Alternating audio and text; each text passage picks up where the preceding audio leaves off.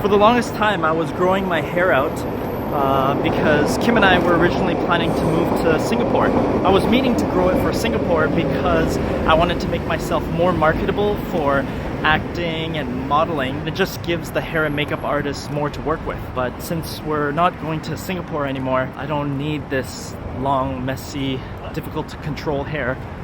And I want to get a full-time job, right? So I want to look more clean cut for interviews. Alright, so with my fresh new haircut, I'm heading over to my job interview. Wish me luck.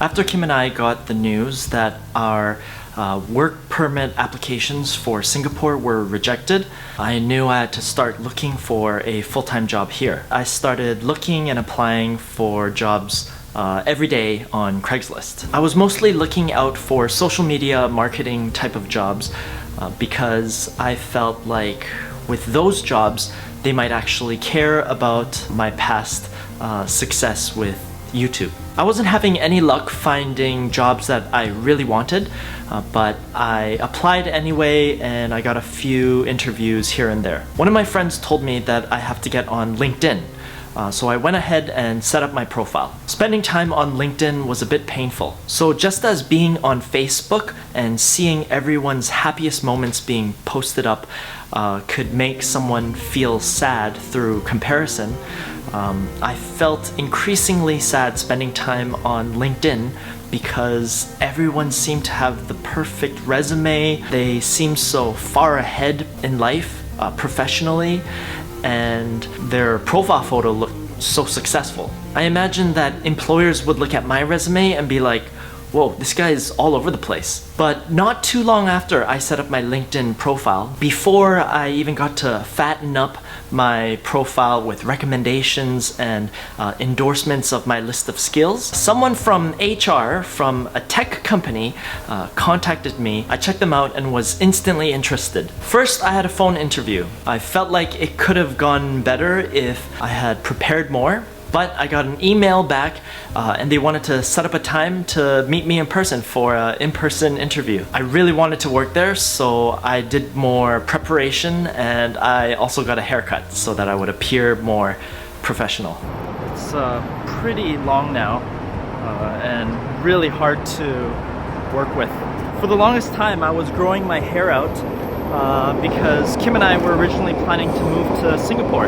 I was meaning to grow it for Singapore because I wanted to make myself more marketable for acting and modeling. It just gives the hair and makeup artists more to work with. But since we're not going to Singapore anymore, I don't need this long, messy, difficult to control hair.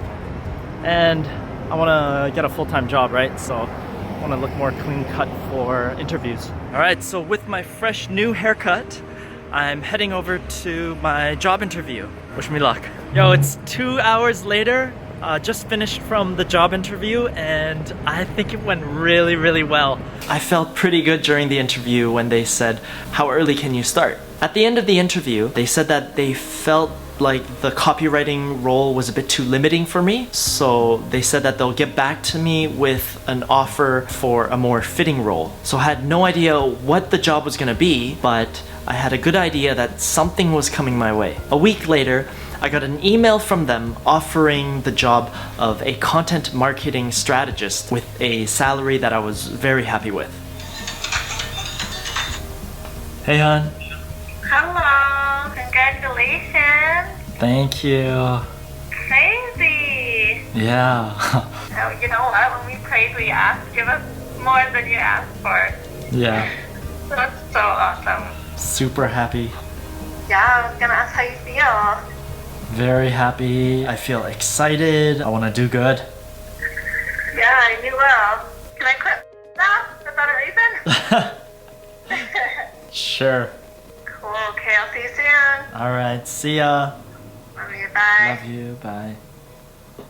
That night, Kim and I went out and had a drink to celebrate. Yes, being self-employed had its perks, Like, I got to do so many exciting things all around the world. But man, it was not stable at all, which brought on a lot of stress, especially when I wasn't making enough money for an extended period of time. And as an extreme extrovert that gets energy from hanging out with lots of people, it was very painful for me to work from home all by myself for just many hours. I couldn't even relax in my own home because for me, our place is my workplace. So I feel so grateful that this company took me in. You know, going self-employed was a huge transition, and then going back to work full-time was another huge transition. I feel like God's been there for me all the way through. When I went self-employed, I think I would have been too afraid to do it on my own, but it's almost like God picked me out of my job at Tiffany's and placed me